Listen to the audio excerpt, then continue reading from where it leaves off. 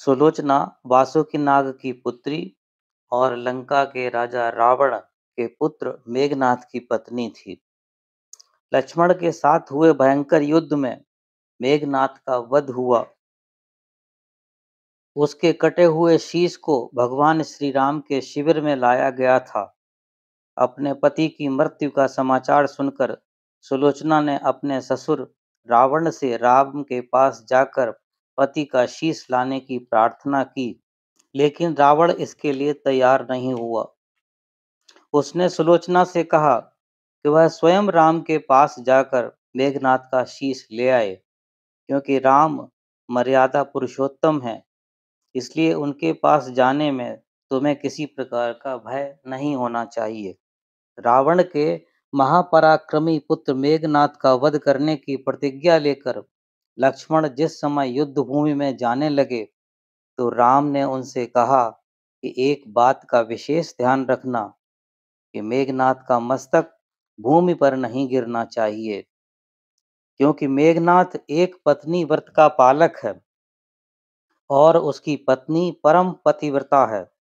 ऐसी साध्वी के पति का मस्तक यदि पृथ्वी पर गिर पड़ा तो हमारी समस्त सेना का ध्वंस हो जाएगा और युद्ध में विजय की आशा त्याग देनी पड़ेगी। लक्ष्मण अपनी सेना लेकर चल पड़े। युद्ध भूमि में उन्होंने वैसा ही किया। अपने बाणों से उन्होंने मेघनाथ का मस्तक उतार लिया, पर उसे भूमि पर नहीं गिरने दिया। हनुमान उस मस्तक को श्री राम के पास ले आए। मेघनाथ की दाहिनी भुजा आकाश में उड़ती हुई उसकी पत्नी सुलोचना के पास जाकर गिरी। सुलोचना चकित हो गई।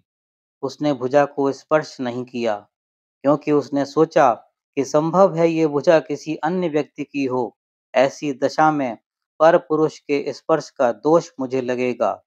निर्णय करने के लिए उसने भुजा से कहा, यदि तू मेरे स्वामी की भुजा है तो मेरे पतिव्रत की शक्ति से युद्ध का सारा वृतांत लिख दे। भुजा में दासी ने लेखनी पकड़ा दी। लेखनी ने लिख दिया, प्राण प्रिय, यह भुजा मेरी ही है। युद्ध भूमि में श्री राम के भाई लक्ष्मण से मेरा युद्ध हुआ। लक्ष्मण ने कई वर्षों से पत्नी अन्न और निद्रा छोड़ रखी है।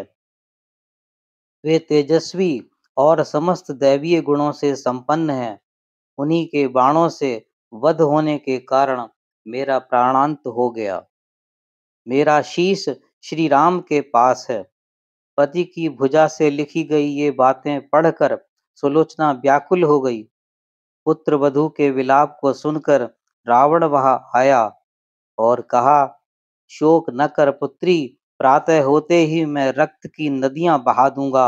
हजारों मस्तक कटकर पृथ्वी पर गिर पड़ेंगे। सुलोचना ने चीत्कार कर कहा कि इससे मेरा क्या लाभ होगा। हजारों क्या करोड़ों शीश भी मेरे स्वामी के शीश के अभाव की पूर्ति नहीं कर सकेंगे। सुलोचना ने तय किया कि अब उसे सती हो जाना चाहिए, किंतु पति का शीश तो रामदल में पड़ा है, फिर वह कैसे सती होती।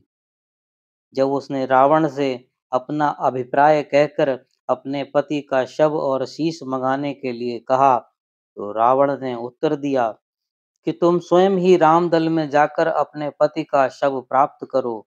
मुझे विश्वास है वे तुम्हें निराश नहीं करेंगे। सुलोचना के आने का समाचार सुनकर श्री राम खड़े हो गए और स्वयं चलकर सुलोचना के पास आए और बोले, देवी, तुम्हारे पति विश्व के उत्तम योद्धा थे।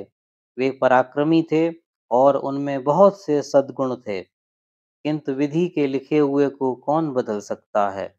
आज तुम्हें इस तरह देखकर मुझे अत्यंत पीड़ा हो रही है। सुलोचना ने भगवान की स्तुति की। श्री राम ने कहा, मैं जानता हूँ तुम परम सती हो। बताओ मैं किस प्रकार तुम्हारी सहायता कर सकता हूँ। सुलोचना ने अश्रुपूरित नयनों से प्रभु की ओर देखा और बोली, हे राघवेंद्र, मैं सती होने के लिए अपने पति का मस्तक लेने के लिए यहाँ पर आई हूँ। श्री राम ने शीघ्र ही सम्मान के साथ मेघनाथ का शीश मंगवाया और सुलोचना को दे दिया। पति का छिन्न भिन्न शीश देखकर सुलोचना का हृदय अत्यंत द्रवित हो गया। उसकी आंखें बड़े जोरों से बरसने लगीं। रोते रोते उसने पास ही खड़े लक्ष्मण की ओर देखा और कहा, सुमित्रा नंदन, तुम भूल कर भी गर्व मत करना कि इनका वध आपने किया है। मेरे स्वामी को धराशायी करने की शक्ति विश्व में किसी के पास नहीं थी। यह तो दो पतिव्रता नारियों का भाग्य था। आपकी पत्नी भी पतिव्रता है और मैं भी अपने पति के चरणों में अनुरक्ति रखने वाली उनकी अनन्य उपासिका हूँ। पर दुर्भाग्य से मेरे पति एक पतिव्रता नारी के अपहरण करने वाले पिता का अन्न खाते थे और उन्हीं के लिए युद्ध में उतरे थे। सुलोचना पति का शीश लेकर लंका वापस आ गई। लंका में समुद्र के तट पर एक चंदन की चिता तैयार की गई। पति का शीश लेकर सुलोचना चिता पर बैठी और धधकती अग्नि में कुछ ही क्षणों में सती हो गई। बोलिए राजा रामचंद्र भगवान की जय।